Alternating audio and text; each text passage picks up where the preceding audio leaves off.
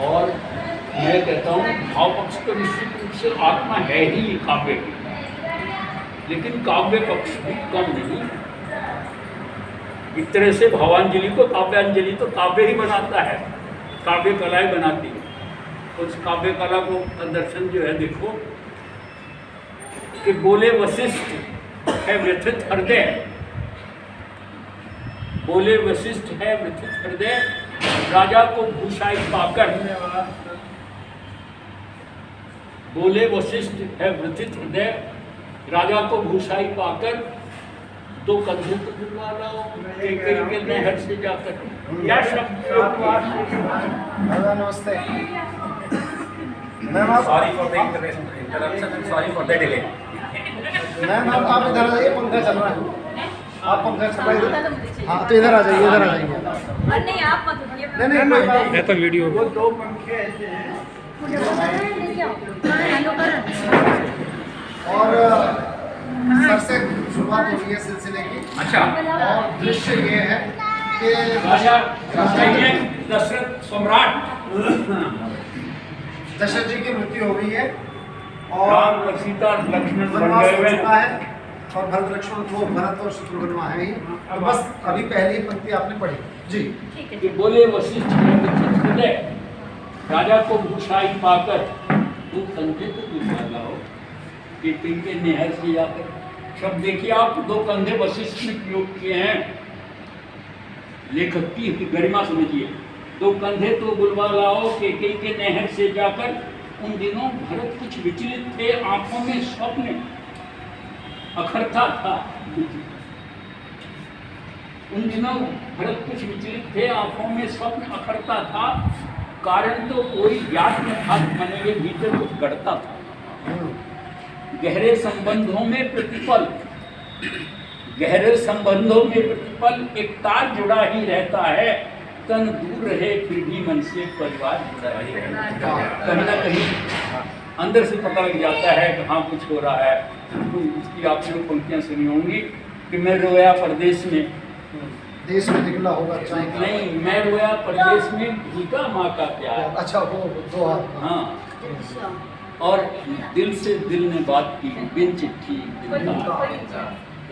निदा फाजली विदा फाजल। वो ये है कि गहरे संबंधों में प्रतिपल एक तार जुड़ा ही रहता है। तन दूर रहे फिर भी मन से परिवार जुड़ा ही रहता है। स्वप्नों में अवध उमड़ता आया, फिर गए भरत उच्चार करने, संदेश पहुंचने से पहले आभास पहुंचता है। संदेश पहुंचने से पहले आभास पहुंचता है। अंतस में संशय का तांडव, देहरी पर दूत अयोध्या के। अंतस में संशय का तांडव, देहरी पर दूत अयोध्या के। सूखे पत्ता सा कांप उठा वह भावुक पूत अयोध्या का। अनुमान किया कहते सुखने, संयोग नहीं ये साधारण। पहले तो पूछा कुशल क्षेम, पूछा आने का कारण। यह दूत कर्म था कठिन बड़ा, आसान नहीं था उसके लिए संदेश देना। कि यह दूत कर्म था कठिन बड़ा, भीतर का शोक छिपाना था। मातम को मंगल कहना था, स्वामी को झूठ बताना था। पुरनगर चतुर्थी मंगल है, झूठ बोल रहे हैं। पुरनगर चतुर्थी मंगल है, ये बात अधर जब कहते थे। पिंडलियां कंपन करती थी, आंसू भीतर को बहते थे। भीतर को बहते थे। कुंडलियां कंपन करती थी, आंसू भीतर को बहते थे। हे राजकुमार, गुरु आज्ञा से आया हूं तुम्हें बुलाने को। इससे अतिरिक्त नहीं कोई संदेश तुम्हें बतलाने को, इससे अतिरिक्त नहीं कोई संदेश तुम्हें बतलाने को। चल दिए भरत रिपुदमन सहित निर्बाध और था चंदन, निर्बाध दौड़ता था चंदन।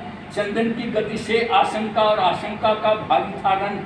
जब किया प्रवेश अयोध्या में, गलियों में सन्नाटा देखा। संशय का ज्वार उमड़ता था और धीरज ने भाटा देखा। संशय का ज्वार उमड़ता था और धीरज ने भाटा देखा। जब हम ननिहाल गए थे तब ऐसा नदी का रंग न था। जब हम ननिहाल गए थे तब ऐसा नदी का रंग न था। हर चौखट इतनी मौन न थी, हर आंगन इतना तंग न था। जिस और भरत का रथ देखा मुँह फेर खड़े हो गए ये लोग।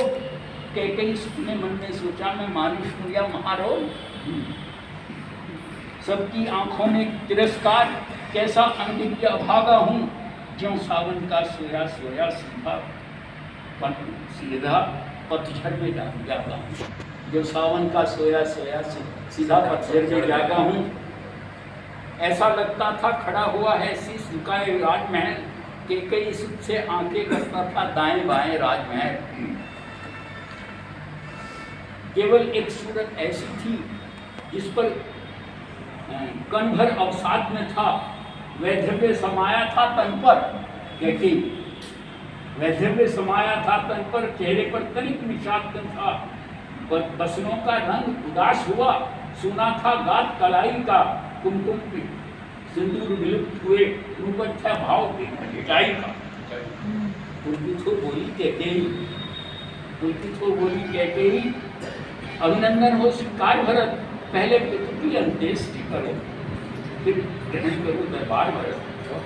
पहले पितु की अंत्येष्टि करो फिर ग्रहण करो दरबार भगत। मैं हुआ अनाथ अयोध्या का सूरज यमपुर में डूब गया। ऐसे में माँ का उच्च देव था हृदय भरत का उग गया। ज्ञानी शब्दों में घटना का बस इंगित पाया करता है। ज्ञानी शब्दों में घटना का बस इंगित पाया करता है। भीतर का शस्त्र बदला, भीतर का शस्त्र वक्ता का आचरण सुनाया।